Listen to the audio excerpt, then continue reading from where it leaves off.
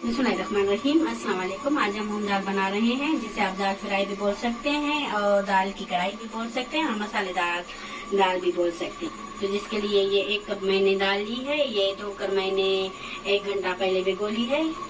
और 2 ये बड़ी साइज के मैंने प्याज लिए हैं, उन्हें ऐसे चॉप कर लिया है और ये पानी गर्म करने के लिए रख लिया है।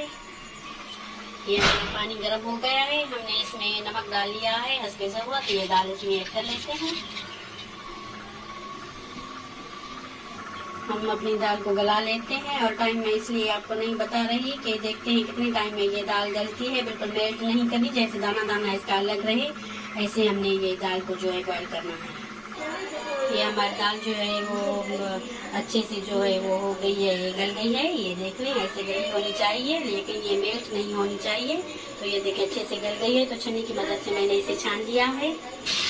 ये मैंने थोड़े से खड़े मसाले इसमें डाल लिए हैं, तेजपात डाल दिया है और बड़ी इलायची डाल दी है, दालचीनी के 2-3 टुकड़े डाल लिए हैं। तो इसमें अभी हम डाल लेते हैं, अपने प्याज डाल लेते हैं और इन्हें गोल्डन कर लेते हैं। अच्छे से हमारे प्याज जो है वो भुन गए थे, तो हमने इसमें टमाटर डाल दिए। 3 हमने मीडियम साइज के टमाटर इसमें डाल के उसे भी अच्छे से गला लिया। और मैं आप लोगों को इसलिए नहीं दिखा पाई क्योंकि मेरा मोबाइल बंद हो गया था, चार्ज इसका पूरा हो गया था, इसीलिए मैं नहीं दिखा पाई। तो अभी इसी स्टेज में हम ये लाल मिर्च डाल लेते हैं इसमें और ये हल्दी डाल लेते हैं, ये काली मिर्च डाल लेते हैं। अच्छे से इसे मिक्स कर लेते हैं।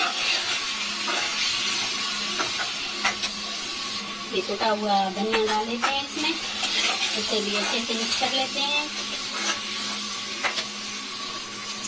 ये दही इसमें ऐड कर लेते हैं, अच्छे से मिक्स कर लेते हैं इसे भी। थोड़ी देर दही को पका लेते हैं।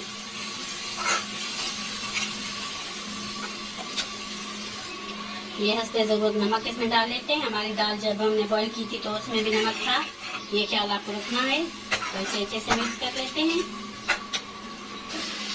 और इसी स्टेज पे हम ये डाल लेते हैं अपनी दाल फ्राई जो है, सॉरी दाल जो बॉईल करके हमने रखी थी।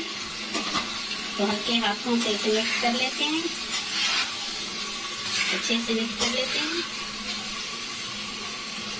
ये हमने जो पानी भी दाल वाला था तो ये रख लिया था, थोड़ा सा इसमें डाल लेते हैं, बिल्कुल थोड़ा सा, 2 चम्मच जितना, 2 से 3 चम्मच जितना हमने इसमें पानी का ऐड कर दिया है, ताकि जो मसाला है इसका अंदर तक चला जाए। ज़्यादा पानी नहीं ऐड करना आपको। ये हमारी दाल जो है बनके तैयार हो गई है। तो चूल्हे से हमने ये उतार दी है, इसका चूल्हा बंद कर दिया है। तो इसका तड़का तैयार कर रहे हैं। ये हरी मिर्च मैंने काट के डाली है और अदरक लहसुन को मैंने चॉप करके इसमें डाल दिया है। और ये हमारा तड़का तैयार हो गया है, ये इसमें डाल लेते हैं। अभी सही का टाइम भी इफ्तारी का सॉरी हो गया है, अज़ानें हो रही हैं।